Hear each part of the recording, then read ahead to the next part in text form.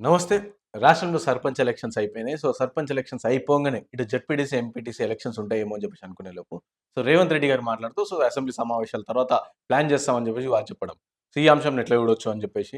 And అలాగే దేశంలో రూపాయి పతనమైపోతా ఉంది. ఇటు డాలర్ వాల్యూ పెరిగిపోతా ఉంది. ఈ అంశం పైన పార్లమెంట్‌లో దీని గురించి చర్చ కాకుండా ఇటు వందే మాతరం కావచ్చు, నెహ్రూ పేరు ప్రస్తావన వీటిపైన చర్చ జరుగుతా ఉంది ప్రధానంగా. ఈ అన్ని టాపిక్స్ మాట్లాడి ఇటు రాష్ట్రానికి సంబంధించిన రాజకీయాలు, అలాగే దేశానికి సంబంధించిన రాజకీయాల విషయం ఇవన్నీ కూడా మాట్లాడించే ప్రయత్నం చేద్దాం. మనతో పాటు మాట్లాడడానికి ప్రొఫెసర్ గాలి వినోద్ కుమార్ సార్ ఉన్నారు. Republic party of India Telangana అధ్యక్షులు. నమస్తే సార్. నమస్తే అమ్మా.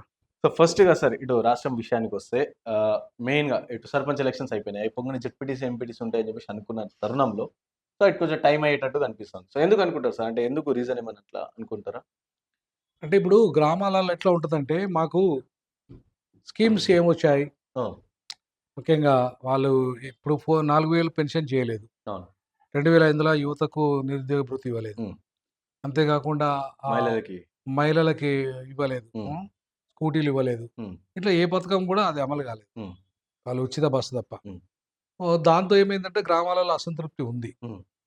దాన్ని పోగొట్టడానికి ఏంటంటే, కొంత టైం తీసుకొని అవి గనుక అటు ఇప్పియగలరు. జీహెచ్ఎంసీ ఎన్నికలకొచ్చేసిందేంటంటే టైము హ్మ్. 2 నెలల టైం వరకు జీహెచ్ఎంసీ ఎన్నికలు కాబట్టి మిగతా ప్రాంతాలలో ఏదైనా ఇచ్చుకోవచ్చు. హ్మ్. హ్మ్. ఇక్కడ మాత్రమే కోడ్ ఉంటది. కోడుంటది. అవును. సో, ఎట్లాగో ఇక్కడ ఇవ్వలేడు. ఎందుకంటే ఇక్కడ ఈ మన, మన ఇందిరమ్మ ఇల్లు కూడా ఇయ్యలేడు ఇక్కడ. హ్మ్. ఇక్కడ అసలు ఇంకా అప్రూవలే కాలే ఈడ సిటీలో. హ్మ్. కాబట్టి ఇందిరమ్మ ఇల్లులకి ఇక్కడ అప్రూవలే కాలే కాబట్టి స్థలమే లేదు కాబట్టి, ఉన్నయన్నీ పెండింగ్‌లోనే ఉన్నాయి కాబట్టి, హ్మ్. సో, ఎట్లాగూ వాళ్ళు ఏదో కొన్ని తప్పుడు హామీలన్నీ ఇచ్చేసి హ్మ్. ఇగ ఇక్కడ ఎన్నికలు ముగించుకుందామనే ఆలోచన ఉంది. హ్మ్. ఈలోపు ఏం చేస్తారు, చీరలు పంపిణీ చేస్తారు. హ్మ్. ఈలోపు ఏం చేస్తారు, క్రిస్మస్ పేరు మీద ఇంత బిర్యానీ పెడతారు. హ్మ్. ఆ! హ్మ్. క్రైస్తవులకు. అవును. ఆ! ఇట్లా కొన్ని హైదరాబాద్‌లో జరిగే కార్యక్రమాలుంటాయి కాబట్టి మెయిన్‌గా ఇక్కడ ఫోకస్ చేస్తారు. హ్మ్. సో, దానివల్ల ఏమైతదంటే, ఆ చీరల పంపిణీ గ్రామాలలో అయిపోయింది కాబట్టి, ఇప్పుడే ఇగ నెక్స్ట్ ఇమ్మీడియేట్‌లీ పెట్టలేరు వాళ్ళు. హ్మ్. సో, కాబట్టి అవి ఒకటి చేసేదుంది. ఈ ఇందిరమ్మ ఇండ్లు కూడా ఇంకా హ్మ్. వర్కౌట్ కాలే పూర్తిగా. హ్మ్. సో, అది అట్లనే పెండింగ్‌లో ఉంది. ఇవన్నిటి దృష్ట్యా ఇమ్మీడియేట్‌లీ అక్కడికి పోతే జెడ్పీటీ, ఎంపీటీసీ గనుక పోతే హ్మ్. గ్రామాల మీద పట్టు పోతది. అవును. గ్రామ పంచాయతీ అనేది పెద్ద లెక్క కాదు. ఎందుకు ఫండ్స్ అన్నీ జెడ్పీ నుండే పోవాలి కదా! అవును. మండల పరిషత్ నుండే పోవాలి కదా! సో, ముఖ్యమైన ఫండ్స్ వచ్చే ఈ మండల కేంద్రం గానీ, జిల్లా పరిషత్ గానీ, ఈ 2 గనుక ఒకవేళ వాళ్ళకి రాలేదనుకో, హ్మ్. ఆడ బీఆర్ఎస్‌లకెళ్ళిపోయినాయనుకో, అప్పుడు వీళ్ళకి కంట్రోల్ వీళ్ళ చేతుల్లో ఉండదు. హ్మ్. నెక్స్ట్ వచ్చే ఎన్నికలలో చాలా ఇబ్బంది ఎదుర్కోవాల్సొస్తది. సో, కాబట్టి దాన్ని దృష్టిలో పెట్టుకొని ముందు జీహెచ్ఎంసీకి వచ్చి దీంతో కొంతకాలం టైమ్ పాస్ చేసి, హ్మ్. ఈలోపు వీళ్ళేం చేస్తారు, ఆ 42% విషయంలో మేము పార్టీ పరంగా ఇస్తామంటారు. హ్మ్. ఎట్లాగో లీగల్‌గా ప్రాబ్లమ్ ఉంది. 50% సీలింగ్ ఎత్తేయలేదు. ఆ! వీళ్ళు కోర్టు పోయి 11 మంది జడ్జీలకు సంబంధించిన అంశం ఇప్పట్లో తేలే పరిస్థితి లేదు. హ్మ్. సో, కాబట్టి మున్సిపల్ ఎన్నికలకు పోవడం వల్ల ఇక్కడ కొంత మొన్న ఏది నవీన్ యాదవ్ గెలిచాడు. హ్మ్. తర్వాత కంటోన్మెంట్ గెలిచారు. సో, ఆ ఊపు ఉంది కొంచెం ఇక్కడ. హ్మ్. కాంగ్రెస్ హైదరాబాద్‌లో. ఆ! హైదరాబాద్‌లో కాంగ్రెస్ ఊపు అనేది ఉంది. అవును.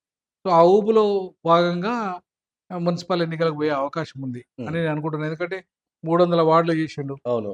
మళ్ళా హ్మ్. కొంతమంది పెంచిర్రు ఆ! కొన్ని. తర్వాత పెంచి ఇవాళ ఇగో పథకాలు పెడతాడుగా. నేను ఈ పథకం ఇస్తా, ఆ హ్మ్. పథకం ఇస్తా, ఇట్లా డెవలప్ చేస్తా, అట్లా డెవలప్ చేస్తా అని చెప్పేసి మేమిప్పుడు 1000,00,00,000 ఉస్మానియాకి ఇచ్చినాం. హ్మ్. ఈ దీని డెవలప్‌మెంట్ కోసం కొంత ఇస్తాడు, కేటాయిస్తాడు. ఇప్పుడు దాంట్లో కూర్చుంటాడు. ఇది హ్మ్.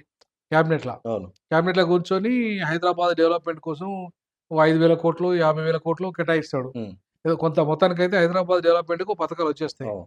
సో, దాంతో ఏమైతది ప్రజల లోపల ఇప్పుడు ఎట్లాగో ఫిబ్రవరి దాకా వీళ్ళయున్నాయి. హ్మ్. ఎవరి ఈ మున్సిపల్ దాని. హ్మ్. ఈలోపు అన్నీ అవోటి, ఇవోటి ఇచ్చుకుంటా పోతాడు. హ్మ్. ఇచ్చుకుంటా పోయి మేము తర్వాత ఎలక్షన్. ఎలక్షన్స్ ఎళ్ళిపోతాడన్నట్టు. ఓకే. సో, ఆ రకంగా చూసుకుంటే ఆయనకు జీహెచ్ఎంసీ ఎన్నికలకు పోవడం అనేది ఎక్కువ స్కోప్ ఉంది. ఇంకా గ్రామాల కంటే కూడా. హ్మ్. కానీ గ్రామాల్లో చాలా వ్యతిరేకత ఉందనడానికి మనం చూసాం. హ్మ్. గ్రామీణ ప్రాంతాలలో అవును. ఇయాల వీళ్ళకు అంత పెద్దగా ఊహించినంత మెజారిటీ రాలేదు. హ్మ్. 50% వచ్చింది అంతే అవును. తప్ప, అవును.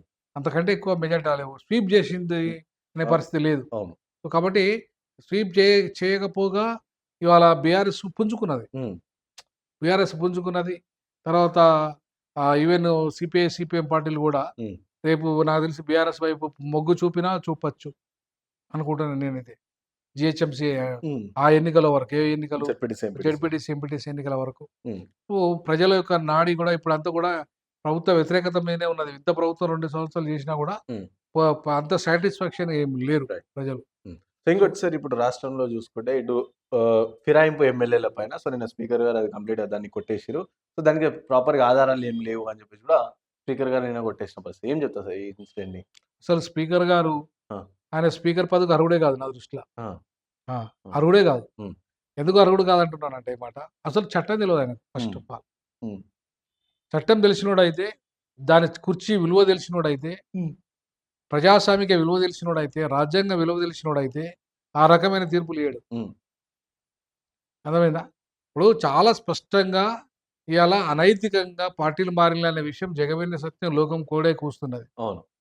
కడియం శ్రీహరి నేను అక్కడ ఉంటా, ఇక్కడ ఉంటా అంటే, హ్మ్. 10 మంది ఎమ్మెల్యేలు అక్కడ ఉంటా, ఇక్కడ ఉంటా అంటే సిగ్గుచేటు. హ్మ్. గెలిచింది ఏ మేనిఫెస్టో నుండి గెలిచిర్రు? హ్మ్. ఇప్పుడు, ఇప్పుడు 10 మంది వాళ్ళు బీఆర్ఎస్ వాళ్ళే అంటే, మరి మీ మీ పార్టీ చుట్టూ ఎందుకు తిరుగుతారు? హ్మ్. మీ ఫంక్షన్‌లకి ఎందుకొస్తారు? మీ మీ మీ ముఖ్యమంత్రి చుట్టూ ఎందుకు తిరుగుతాండ్రు? మరి ఇది ఇది ఇంగిత జ్ఞానం ఉన్న ఏ స్పీకర్ అయినా ఆ రకమైన తీర్పు ఇ హ్మ్. ఇ ఇస్తాడని హ్మ్. నేనైతే అనుకోను. హ్మ్. ఆయనకి ఇంగిత జ్ఞానం లేదు, కామన్ సెన్స్ లేదు, రాజ్యాంగం పట్ల అవగాహన లేదు, చట్టం పట్ల అవగాహన లేదు. హ్మ్. అసలు విలువలే లేవు. హ్మ్. రాజకీయ విలువలే లేవు. ప్రజాస్వామిక విలువలే లేవు. హ్మ్. అంటే ప్రజాస్వామ్యం రాష్ట్రం గాబట్టి, సో, మా కాన్స్టిట్యుయెన్సీ డెవలప్‌మెంట్ చేసుకోవడానికి సో, రాష్ట్ర ముఖ్యమంత్రిగా పోవద్దా? రావద్దా? కలవద్దా? ఆయన కండువా కప్పిండు. అది పార్టీ కండువానా? అది జాతీయ కండువా అని చెప్పేసి ఈ విధంగా మాట్లాడలేదు. లేకపోతే దేవుడి కండువా అని చెప్పేసి కొంతమంది ఫిరాయించిన ఎమ్మెల్యేలు వీళ్ళు మాట్లాడుతుర్రు. ఆళ్ళు ఎన్నైనా చెప్పుకోనియండి. ఆ! ఎన్నైనా చెప్పుకొని. ఇప్పుడు కడియం శ్రీహరి ఉన్నాడు. హ్మ్. ఇప్పుడు టీఆర్ఎస్ నుండి డబ్బులు తెచ్చుకున్నాడు. హ్మ్. ఆ! తెచ్చుకొని టికెట్ కూడా తెచ్చుకున్నాడు బిడ్డకు. ఆయన ఎమ్మెల్యే అయిండు. బిడ్డకు టికెట్ తెచ్చుకున్నాడు. పైసలు తెచ్చుకున్నాడు. అవును. ఆ పైసలు తీసుకొచ్చి ఈడ ఖర్చు పెట్టి కాంగ్రెస్ టికెట్ తెచ్చుకున్నాడు. హ్మ్. ఇది ఎంతవరకు నైతికత చెప్పండి? హ్మ్. ఆ! అవును. ఏమన్నా నైతికత ఉందా ఇందుల? హ్మ్. ఆ! నువ్వు తెలుగుదేశం పార్టీలో అంతగానం ఉన్నావు. తర్వాత బీఆర్ఎస్‌లోకెళ్ళినవు. హ్మ్. అక్కడ డిప్యూటీ సీఎం అయినవు. హ్మ్. ఆ! హ్మ్. ఇన్ని రకాల పదవులు వరంగల్ జిల్లాలో నీ జనాభా ఎంత? నువ్వెంత? హ్మ్. ఆ! నీ జనాభా ఏమన్నా ఉందా ఆడ? హ్మ్. ఆ! నువ్వు 30 ఏళ్ళు ము మంత్రిగా 40 ఏళ్ళు చేసినవు. ఇంకా చాలదని చెప్పి నీ బిడ్డకి ఇవాళ హ్మ్. అవకాశాలు ఎంపీ ఇప్పించుకుంటున్నావు. ఇది ఎంత స్వార్థం? ఎంత అనైతికత? హ్మ్. ఇట్లాంటి అనైతికత విధానాలు పాల్పడ్డోళ్ళట హ్మ్. నిజాయితీ పరులే. వాళ్ళు పద్ధతిగానే ఉన్నారు అని చెప్పి తీర్పు ఇయ్యడం అనే దాన్ని సిగ్గుచేటు. హ్మ్. ఒక స్పీకర్ అనేవాడికి అసలు ఆ సీట్‌లో కూర్చునే నైతిక అర్హత లేదు. హ్మ్. అసలు ఆయన స్పీకర్‌కి అర్హుడే కాదు. ఆయనను వచ్చే ఎన్నికల్లో చిత్తు చిత్తుగా ఓడించాల్సిందిగా ఆర్‌పీఐ పార్టీ నుండి నేను డిమాండ్ చేస్తా ఉన్నాను. ఇంకోవైపు సార్ ఇటు మన్‌రేగా కేంద్రం విషయానికొస్తే సో, మన్‌రేగా స్కీమ్ ఏదైతే ఉందో మహాత్మా గాంధీ ఉపాధి హామీ పథకం దాన్ని రన్ చేస్తూ సో, వికసిత్ భారత్ జీ అని చెప్పేసి చేసిర్రు. సో, దీనిపైన పెద్ద ఎత్తున కాంగ్రెస్ పార్టీ కావచ్చు, ఇటు సిపిఐ ఎమ్మెల్యే అవన్నీ లెఫ్ట్ పార్టీలన్నీ కూడా అపోజ్ చేస్తున్న పరిస్థితి. సో, మీరేం చెప్తారు సార్? అంటే ఇట్లా పేరు మార్చడం వల్ల ఏమైనా ఉపయోగం ఉందా? లేకపోతే ఈ స్కీమ్ కొత్తది ఎవరు తీసుకొచ్చి అధికారంలోకి వస్తే వాళ్ళు పేర్లు మార్చుకుంటారండి. హ్మ్. సహజం అది. ఏ హ్మ్. పథకాలకు చాలా పేర్లు మారుతా ఉంటాయి. హ్మ్. ఇది కూడా మార్చుకున్నాం. హ్మ్. ఏమంటానంటే ఇప్పుడు వాళ్ళు రామ్‌జీ అనే దాన్ని పెట్టుకున్నారంటే దాంట్లో ఏమైనా తప్పేం లేదు. ఎందుకంటే శ్రీరాముడు వాళ్ళ ఆదర్శ పురుషుడు. హ్మ్. వీళ్ళకు గాంధీ ఆదర్శ పురుషుడు. హ్మ్. వీళ్ళిద్దరూ నా దృష్టిలో హ్మ్. కుల వ్యవస్థను సమర్థించినోళ్ళే, వర్ణ వ్యవస్థను సమర్థించినోళ్ళే. ఆ! హ్మ్. అట్లాగే ఆర్థిక అసమానతలు సమర్థించినోళ్ళే, అగ్రవర్ణాల ఆధిపత్యాన్ని సమర్థించినోళ్ళే. హ్మ్. నా దృష్టిలో ఈయన హే రామ్ అని చచ్చిపోయిండు. అవును. గడ్సేన్. అవును. ఆయన శ్రీరాముడు. ఈయన హే రామ్. అవునా? అవును. ఈ 2 వేరు వేరేం గాదు. హ్మ్. ఆ! హ్మ్. గాంధీ పేరు పెట్టినా ఒకటే, శ్రీరాముని పేరు పెట్టినా ఒకటే నా హ్మ్. దృష్టిలో. ఎ ప్రజలకేం ప్రజలకు మేలు జరిగేదేం లేదు. హ్మ్. వీళ్ళిద్దరు ఒకటే ఐడియాలజీ. హ్మ్. అదే రామునికి జయరామ్ అని చచ్చిపోయిండాయన. హ్మ్. గాంధీ ఎవరు? గారు. గాంధీ. కాబట్టి ఆ రాముని పేరుతోనే హ్మ్. ఇవాళ వాళ్ళు పెట్టిండ్రు. హ్మ్. తప్పేముంది? హ్మ్. కాబట్టి వీళ్ళు ఇద్దరు గూడా ఈ కాంగ్రెస్ గాని, బీజేపీ గాని ఈ దొందే దుర్మార్గ పార్టీలు, మనవాద పార్టీలు, మతతత్వ పార్టీలు. హ్మ్. కాబట్టి నేను అంబేద్కర్ పేరు పెట్టమంటాను. ఆర్‌పీఐ పార్టీకి డిమాండ్ చేస్తా ఉన్నాను. హ్మ్. Ambedkar very secular. అవును. ఏ మతంకి సంబంధం లేదు. ఇవాళ మతపరమైన విషయాలకు సంబంధం లేదు. ఆయన చాలా సామాజిక, రాజకీయ, ఆర్థిక న్యాయాన్ని రాజ్యాంగం ద్వారా ఆశించాడు. హ్మ్. అట్లాంటి గొప్ప మహనీయుని పేరు పెట్టడం వల్ల రేపు ప్రజలకు మేలైతది. మా పార్టీ అధికారంలోకొస్తే ఖచ్చితంగా రేపు కేంద్రంలో హ్మ్. మేము దాని పేరు మార్చేసి అంబేద్కర్ పేరు పెడతాం. హ్మ్. ఇంకోవైపు సరే ఇటు దేశంలో ఇటు ఆర్థిక పరిస్థితి చూసుకుంటే రూపాయి పతనం అయితున్న పరిస్థితి. ఇప్పుడు డాలర్ 92 రూపీస్ డాలర్ వాల్యూ 90 ఇప్పుడు రూపాయి వాల్యూ 92 దాకా ఎళ్ళిపోయింది సార్ ఒక్క డాలర్ ఇంకొకటి కూడా నేను ఇంకొక విషయం అదే విషయం చెప్పబోతున్నా. హ్మ్. ఇవాళ ఈ ఆర్థిక విషయాలని, హ్మ్. ఆర్థిక అసమానతలని ఇవన్నీ పక్కబెట్టడానికి హ్మ్. అటు కాంగ్రెస్ ఆడుతున్న డ్రామా, ఇటు బీజేపీ ఆడుతున్న డ్రామా. హ్మ్. ఈ పేరు మార్చడం. హ్మ్. హ్మ్. ఇది పథకానికి ఒక చిన్న పథకం అండి. ఏముంది అందులో? హ్మ్. ఆ పథకాన్ని పేరు మార్చిన దానికి ఇంత రాద్ధాంతము. హ్మ్. ఇప్పుడు ఆర్థిక పతనం జరుగుతుంది. ఆర్థిక అసమానతలు రిపోర్ట్‌లలో భారతదేశం నంబర్ 1 పేదరికంలో ఉంది. అవును. ఆ! సర్ప్లస్. ఇవాళ సర్ప్లస్‌లో ఇప్పుడు 91 రూపీస్ పడిపోయింది ఇవాళ. హ్మ్. హ్మ్. ఆ! 92 గూడా అయిపోయింది. 92 కూడా అయింది. అవును. మరి ఇంకా అసలు రూపాయి విలువ ఉన్నట్టా? హ్మ్. అసలు రూపాయి విలువే లేదు. హ్మ్. నువ్వు నాలుగో ప్రపంచ ఆర్థిక వ్యవస్థగా ఎదుగుతుందంటున్నావు. మరి ఇది వికసిత భారత్ 2047లో భాగంగా హ్మ్. 7.8 జీడీపీ పెరిగిందంటున్నావు. ఎవరి జీడీపీ పెరిగింది? అదానీ, అంబానీ జీడీపీ పెరిగింది. 60 కుటుంబాల జీడీపీ పెరిగింది. హ్మ్. ఆ! హ్మ్. ఇప్పుడు 60 కుటుంబాల జీడీపీ మొత్తం భారతదేశం యొక్క జీడీపీ కంటే 100 రెట్లు ఎక్కువ. హ్మ్. అవును. ఈ మొత్తం భారతదేశంలో 145 కోట్ల మొత్తం సంపద ఒక 60 కుటుంబాల దగ్గరే ఉన్నాయి. ఈ 60 కుటుంబాలు అభివృద్ధి చెందినట్టా? 145 కోట్ల అభివృద్ధి చెందినట్టా? హ్మ్. మరి భారతదేశం అభివృద్ధి చెందడం అంటే ఈ 60 మంది సంపన్నులు అభివృద్ధి చెందడం అయితదా? లేకపోతే ఈ ఇంతమంది పేదరికంలో ఉన్న పేదలు, మధ్యతరగతి ప్రజలు ఇంతమంది ఉన్నారు కదా! హ్మ్. భారతదేశంలో. హ్మ్. వాళ్ళ అభివృద్ధి చెందినట్టు అయితదా? సో, అభివృద్ధి దానికి కొలమానం ఏంటి? హ్మ్. ఒక సామాన్యుని పర్ క్యాపిటా ఇన్‌కమ్ పెరిగినప్పుడు, వాడి కొనుగోలు శక్తి పెరిగినప్పుడు, వాడికి ఉద్యోగము లేదా ఉపాధి అవకాశం దొరికినప్పుడు, వాడికి సరైన ఇల్లు ఉన్నప్పుడు, మంచి స్కూల్ ఉన్నప్పుడు, మంచి జీవన గాలి పీల్చినప్పుడు, మంచి నీళ్ళు స్వచ్ఛమైన మంచినీళ్ళు దొరికినప్పుడు, ఇవి గదా నిజమైన అభివృద్ధికి హ్మ్. నిదర్శనాలు. హ్మ్. ఎక్కడుంది భారతదేశంలో? ఆహార సూచికలో 220, 124 ర్యాంక్‌లో ఉన్నావు. ఇవాళ భారతదేశంలో ఆర్థిక అసమానతలో ప్రపంచంలో నంబర్ 1 స్థానంలో ఉన్నావు. హ్మ్. నీకంటే నేపాల్ బెటర్‌గా ఉంది. నీకంటే భూటాన్ బెటర్‌గా ఉంది. హ్మ్. పక్కకున్న బంగ్లాదేశ్ బెటర్‌గా ఉంది. హంగర్‌లో పాకిస్తాన్ బెటరుంది. పాకిస్తాన్ బెటర్‌గా ఉంది హంగర్‌ల. హంగర్ స్ట్రైక్‌లో. ఇగ నువ్వు ఈ వికసిత భారత్ ఎక్కడున్నది? హ్మ్. ఆ! అంటే ఇవన్నీ విషయాలు పార్లమెంట్‌లో చర్చ చేయకుండా హ్మ్. రామ్‌జీ హ్మ్. ఆ! ఆ పథకం పేరు మీద మార్చినందుకు ఇటు కాంగ్రెసు, ఇటు ఈయన బీజేపీ ఇద్దరు ఆడుతున్న డ్రామే కదా! హ్మ్. అరే! మరి నిజంగా కాంగ్రెస్ సిటిజన్ ఉంటే ప్రపంచ ఆర్థిక రిపోర్ట్ వచ్చింది 2026. హ్మ్. భారతదేశంలో ఎంత పేదరికం పోయింది? ఎంత నిరుద్యోగం పోయింది? ఎంత నిరక్షరాస్యత పోయింది? భారతదేశంలో ఎన్ని ఎకరాల భూములు పంపకాలు జరిగినాయి? భూ పంపిణీ జరిగింది. హ్మ్. ఎన్ని ఉద్యోగాలొచ్చినాయి? ఎంత ఆర్థికంగా ప్రజలకు డెవలప్ అయిండ్రు? హ్మ్. ఎన్ని డబ్బులు బడ్జెట్ రిలీజ్ చేశారు వాళ్ళకు డెవలప్‌మెంట్‌కు? హ్మ్. ఈ పంచవర్ష ప్రణాళికలలో వచ్చిన డబ్బులెంత? పంచిన డబ్బులెంత? హ్మ్. ఈ ప్రైవేట్ రంగంలో వచ్చిన నిధులెంత? వాటి వల్ల లాభాలెంత? వచ్చిన జీఎస్టీ పేరు మీద వచ్చిన డబ్బులెంత? ఇవన్నీ లెక్కలేసి వీటన్నిటి మీద పార్లమెంట్‌లో చర్చ జరిగి పేదరిక నిర్మూలన ఎంత జరిగింది? ఎంత జరగాలి? ఎన్ని కేటాయింపులు జరగాలి?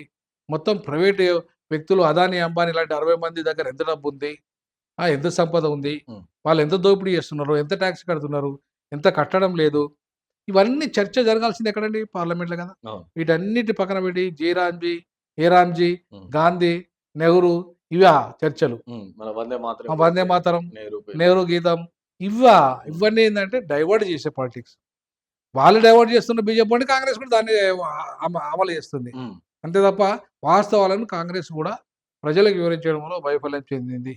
కాబట్టే ఈ దేశంలో థర్డ్ ఫ్రంట్ రావాల్సిన అవసరం ఉంది. హ్మ్. అటు ఎన్‌డీఏ కాకుండా, ఇటు యూపీఏ కాకుండా హ్మ్. ఈ దేశంలో ఒక థర్డ్ ఫ్రంట్ అనేది చిన్న రాష్ట్రాలతో హ్మ్. ఏర్పాటు కావాల్సిన అవసరం ఉంది. నేను కేసీఆర్ గారిని ఒకటే రిక్వెస్ట్ చేస్తా ఉన్నాను ఆర్‌పీఐ పార్టీగా. హ్మ్. మీరు గతంలో ఒక ప్రయత్నం చేశారు. హ్మ్. దేశవ్యాప్తంగా కొంతమంది ప్రాంతీయ పార్టీలను కలిశారు. హ్మ్. మళ్ళీ ఇప్పుడు కలవండి. హ్మ్. ఇప్పుడు చాలా దేశంలో బీజేపీ మీద వ్యతిరేకత ఉంది. అవును. కాంగ్రెసు, బీజేపీ ఇద్దరు ఒకటే. హ్మ్. ఇద్దరు దొందే. కాబట్టి ఆ ఇద్దరికి ప్రత్యామ్నాయంగా దేశంలో ఇవాళ బీఆర్ఎస్ మళ్ళీ నాయకత్వం తీసుకోవాల్సిన అవసరం ఉంది. హ్మ్. దేశంలో ప్రాంతీయ పార్టీలతో ఒక కూటమి ఏర్పాటు చేసేసి, హ్మ్. ఈ దేశంలో ప్రజాస్వామ్యాన్ని, రాజ్యాంగాన్ని, రాజ్యాంగ విలువల్ని కాపాడాల్సిన అవసరం ఉంది. ఈ దేశ సంపదను పెంచాలి, పంచాలి. హ్మ్. అది పేదవాడికి పంచాలి.